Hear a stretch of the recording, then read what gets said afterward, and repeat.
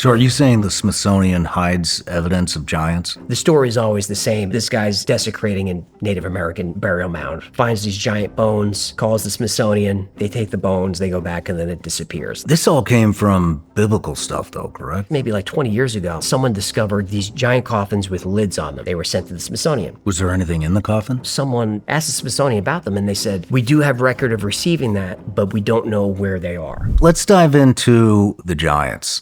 Okay, good, we'll lighten it up. Giants are in every culture's history. Every culture's got giants mentioned. Ancient Indian Vedas, Native Americans, island of Malta,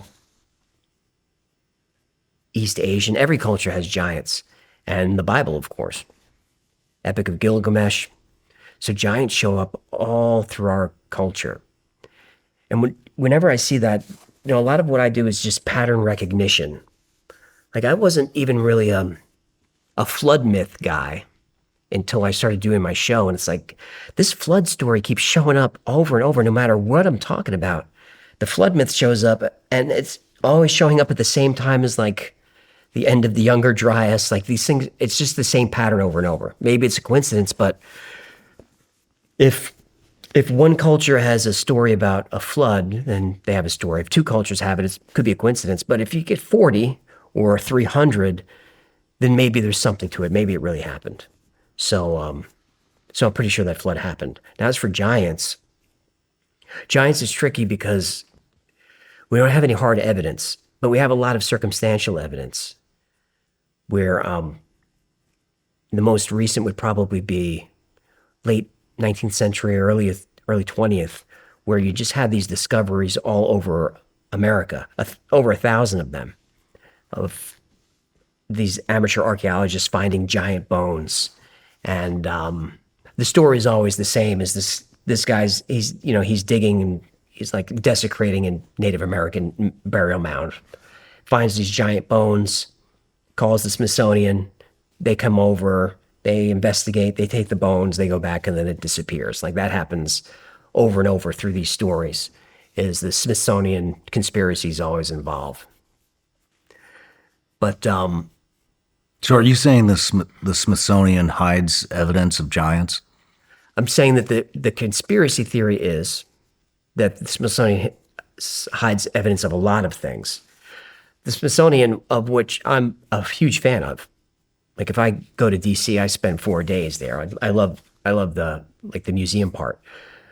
But what we don't see is we don't see the kind of the dark underside of the Smithsonian. Like when it was formed. Like the Vatican. The Vatican. We can talk about that too. The Smithsonian, I think the first director might have been John Wesley Powell. I could be fact checked on that.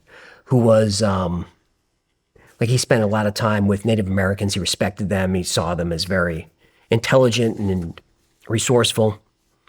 So they were well represented in the Smithsonian, but then he appointed, I forget the gentleman's name, but he was like the chief ethnographer for the East Ohio or something like that, some crazy title. And he gets into a position of power, and it turns out that sees Native cultures as Native Americans as not as subhuman. He called them specimens. He would put like their body parts on display and stuff. Look at these Native American specimens. So there'd be all these discoveries of these amazing mounds, like the Serpent Mound in Ohio, and all this stuff all around the country. And the Smithsonian would say there must have been another advanced race here because Native Americans are they're savages. They couldn't never build this. And that became kind of embedded in the Smithsonian for a long, long time, is this isolationist theory is what they called it, where before it was called diffusionism, where diffusionism was cultures from all around the world interacted. But then the new regime came in and said there's no way that Native Americans from the Mississippian culture could interact with the Mayas or the Incas. They were too savage to do that, which is ridiculous. That's like, saying that Carthage didn't have anything to do with Rome. Of course they did. And we've learned later that some of the biggest, most advanced cities in the world of the ancient world were here in America. Like the city of Cahokia was a Mississippian culture. It was bigger than London. It was bigger than Paris. It was like a big advanced civilization that just got kind of covered over. And so the Smithsonian just sort of had this worldview that they're just locked into it. And I think we see a lot of that with pseudoscience, pseudo-archaeology. If it doesn't fit the mainstream narrative, then you're marginalized, you're censored. Again, Graham Hancock, when Ancient Apocalypse came out, it was called the most dangerous series on Netflix because it was white supremacy and all this crazy stuff. White supremacy? Because if it's an advanced civilization that was here before us, the implication is that it was white, when he never says anything like that. He never says anything like that. He's married to a woman of color. So it's infuriating. Because he took a lot of heat for that show. I love that show. Of course. And you don't have to believe all of it. And I don't subscribe to everything he does, but I'm fascinated by the topics. And we can get back to giants in a second. I'm just trying to set up that there are forces that want to keep certain things away from us. Mm-hmm. There's an initiative right now to have the Smithsonian catalog and make public everything they have there, which I don't think is going anywhere. The Smithsonian gets very strange carve-outs of laws. There was a law passed not too long ago which required all museums to return anything that was of value to Native American cultures back to the tribes, especially if it was funeral, anything that have to do like funeral, whatever it's called, death rites or whatever, to return all that stuff. So this law is passed, the museums have to do all that, but specifically it says in line after line, Smithsonian is exempt. Smithsonian doesn't count. Smithsonian doesn't have to do any of this. So they don't have to respond to any of it. So then we go back to Grand Canyon or the giants, and we don't really know. It's hard to know what's true because there's over 1,000 reports in newspapers of these findings. But the mainstream narrative is it was giants were cool at the time, and it was hoaxes, and it was just to make money. But it's just too many coincidences. And there's one giant story that's interesting because it overlaps several cultures, native cultures, where you've got in like the Mississippi Valley, they have these Indian myths about these giants they're cannibals. So they're eating the people, and they get driven west by the tribes. They unite and drive them west into like Nevada and California. And they end up at what's known as Lovelock Cave.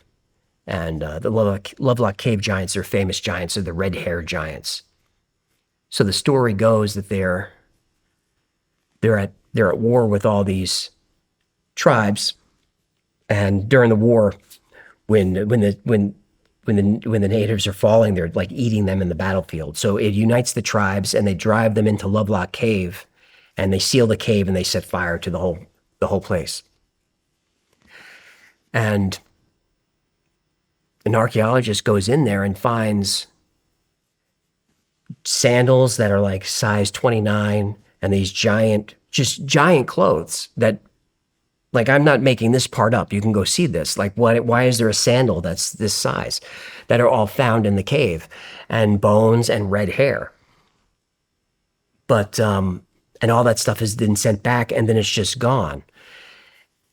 And as recently as just maybe like 20 years ago, at some point, someone discovered these giant coffins with lids on them, and they were sent to the Smithsonian.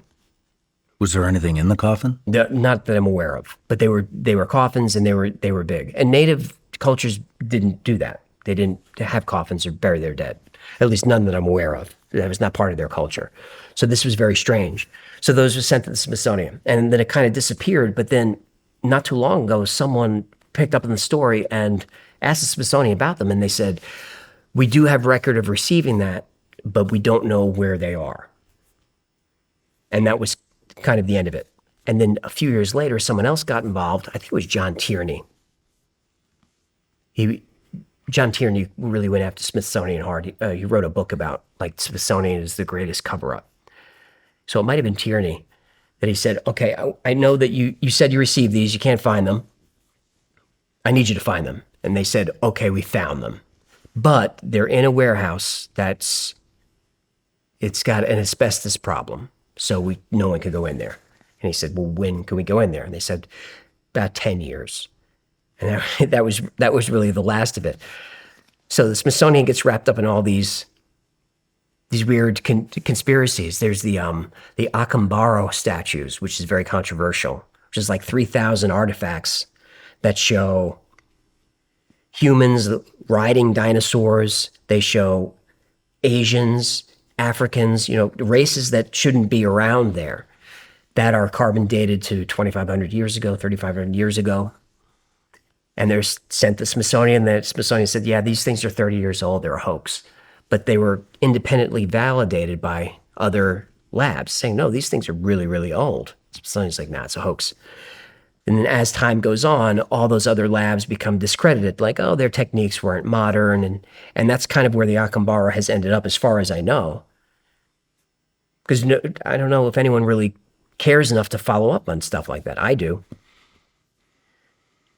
So I kind of want to know, like, what do you have down there? I think they have almost 1 billion artifacts that we can't see. And I just want to know what they are. So all those giant bones that were found, okay, I'm sure 99% of them are hoaxes. And maybe there's 0.5% that were mastodon bones that were misidentified.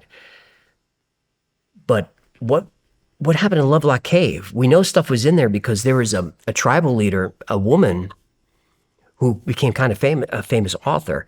She had red hair woven into like some of her traditional garb. And she said it's from the Lovelock Giants. Like, where did she get that red hair? So I'm not saying it's real. I'm just saying I would like to know what's the chain of custody there. So there's just a lot of those. I mean, this all came from biblical stuff, though, correct? Yeah. So the biblical giants, you don't see much of them in the canonical Bible. The Nephilim are mentioned once, and I could talk about them a little bit. But we learn more about giants when the Book of Enoch is discovered. No matter where you're watching Shawn Ryan Show from, if you get anything out of this, please like, comment, subscribe, and most importantly, share this everywhere you possibly can. And if you're feeling extra generous, please leave us a review on Apple and Spotify podcasts.